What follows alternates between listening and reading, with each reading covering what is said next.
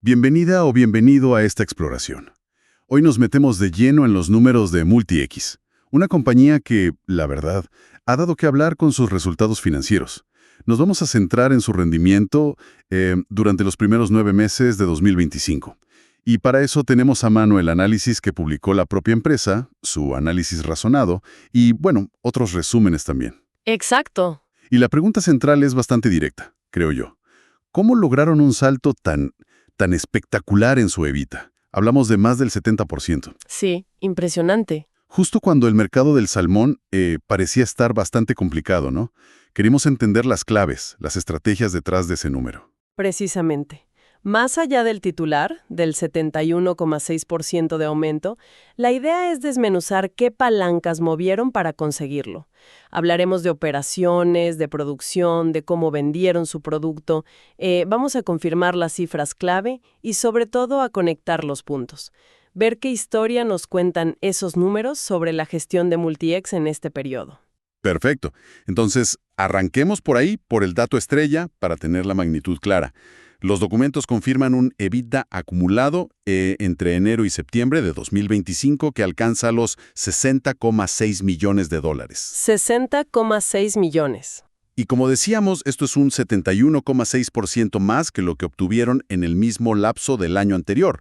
O sea, no es un aumento menor, es realmente significativo. Para ponerlo en perspectiva, venían de unos 35,35 millones de dólares en los primeros 9 meses de 2024. Claro. Estamos hablando de un incremento de casi 25,3 millones de dólares en términos absolutos. Muchísimo. Y recordemos brevemente que mide el EBITDA, ¿no?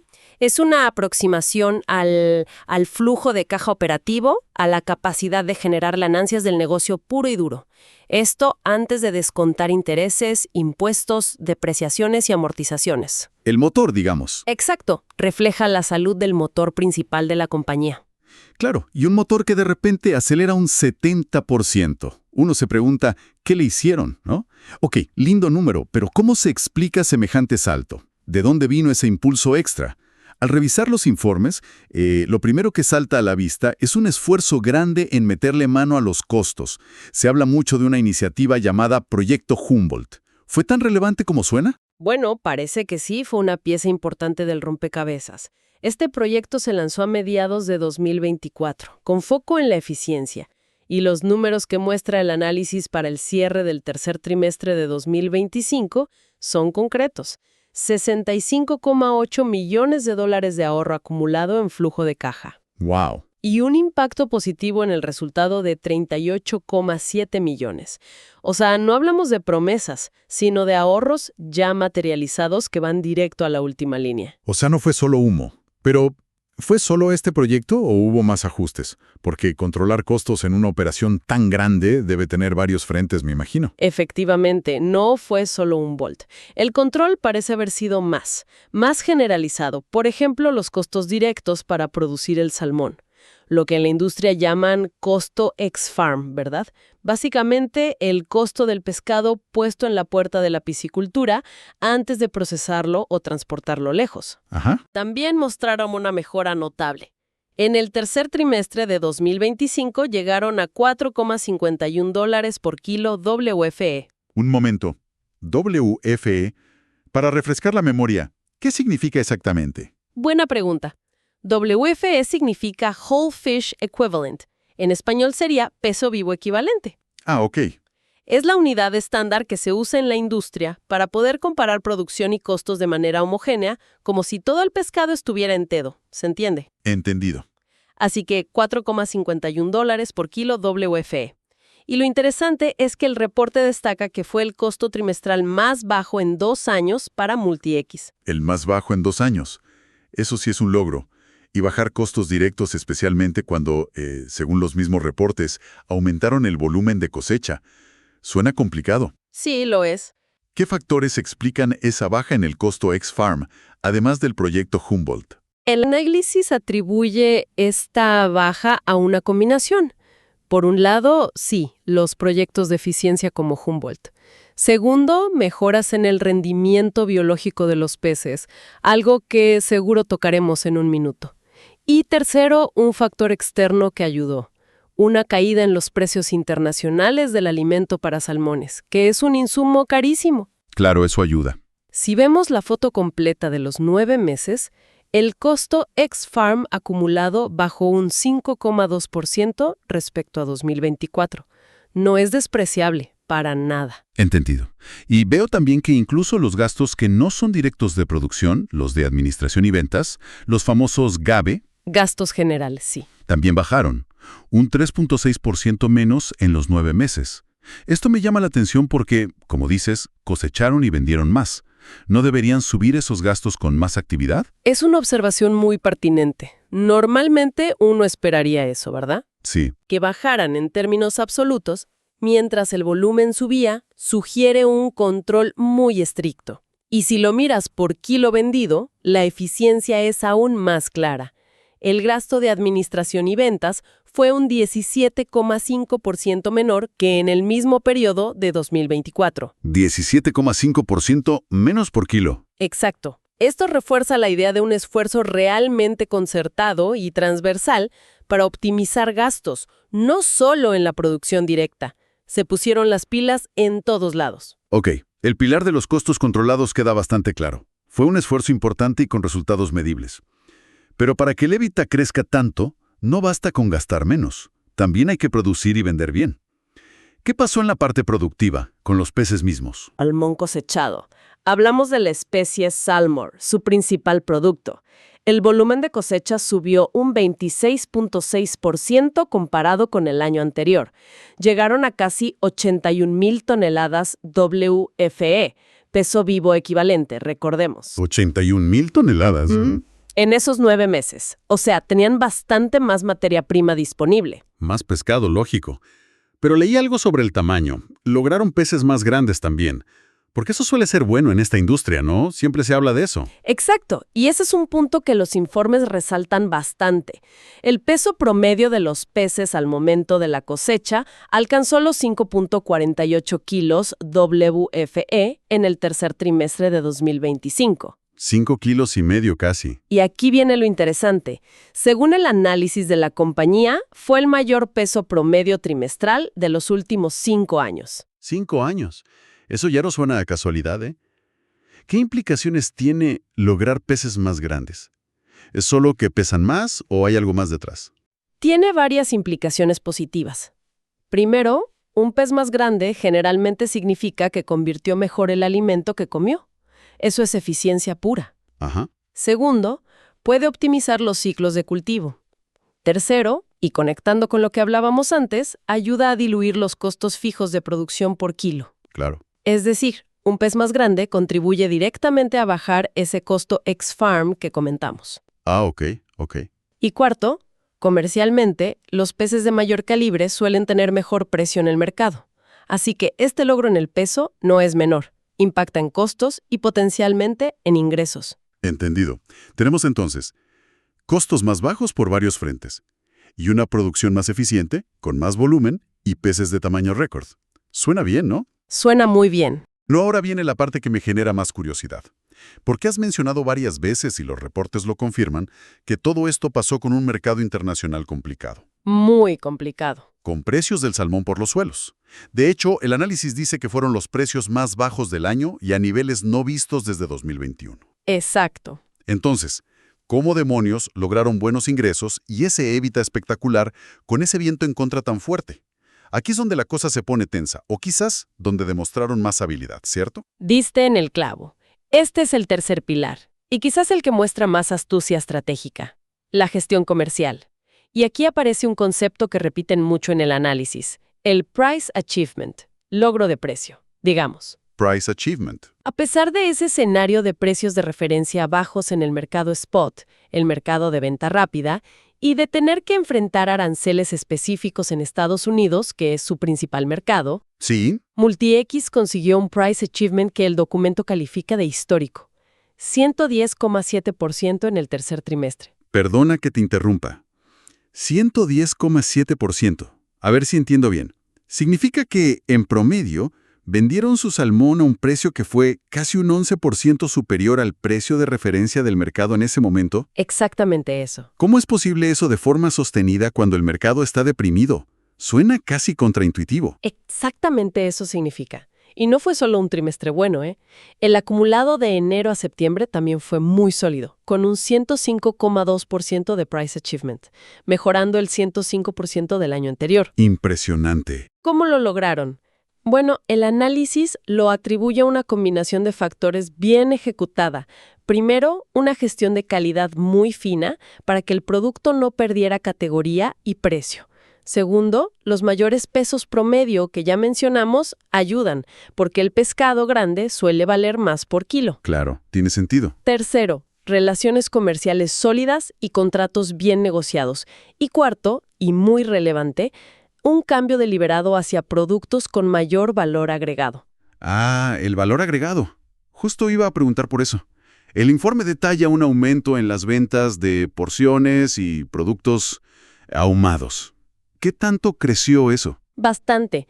Estos productos que requieren más proceso, pero normalmente dejan mejores márgenes que vender el pescado entero o filetes básicos. Sí, claro. Pasaron de representar el 15% del volumen total de ventas en los primeros 9 meses de 2024 a ser el 21% en el mismo periodo de 2025. Un salto importante en el mix. Es un salto significativo en el mix, sí.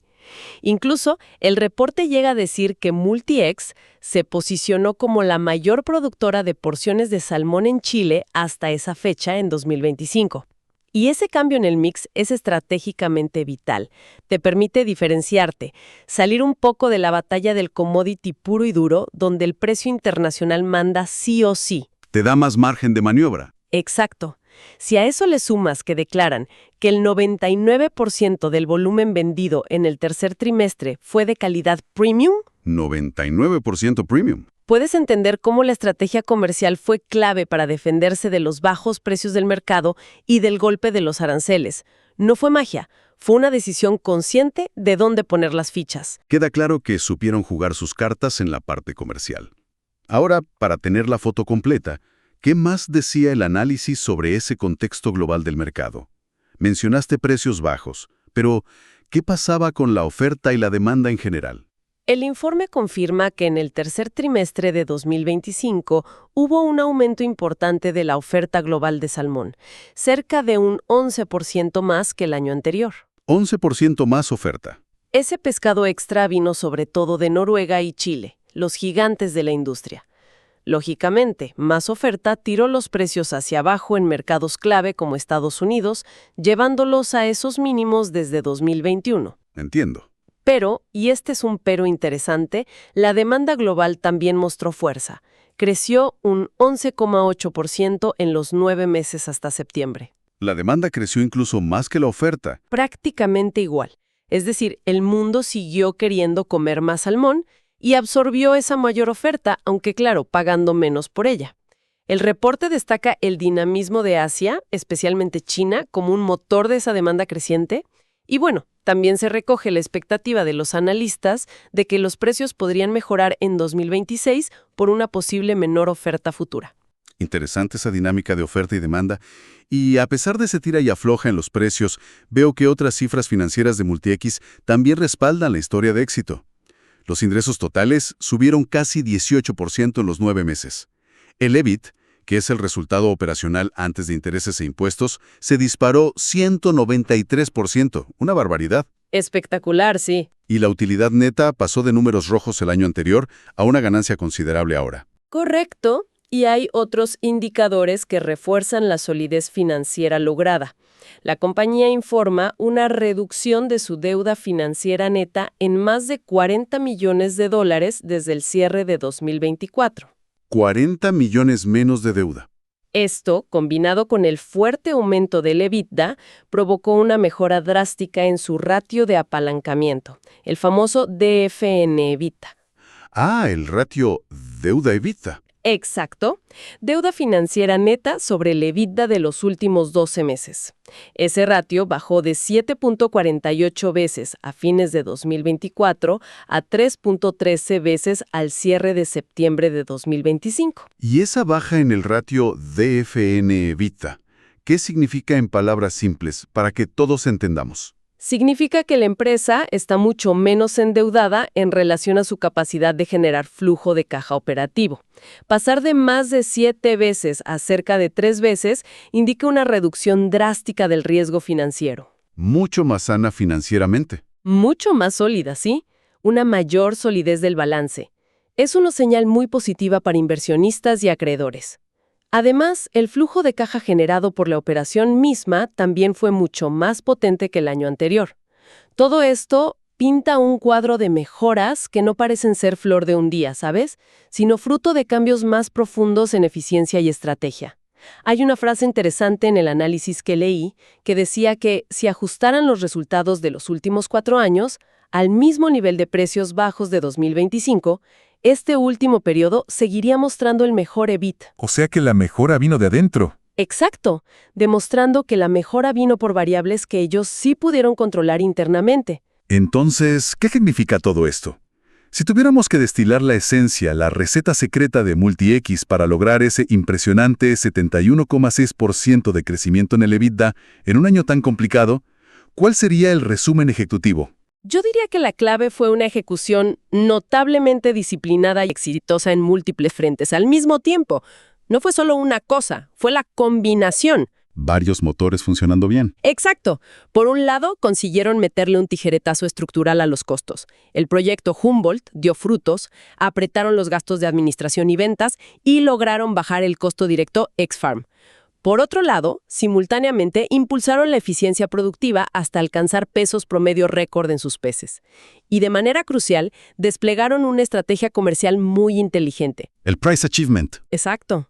Enfocándose en productos de mayor valor y maximizando el precio obtenido, ese Price Achievement histórico.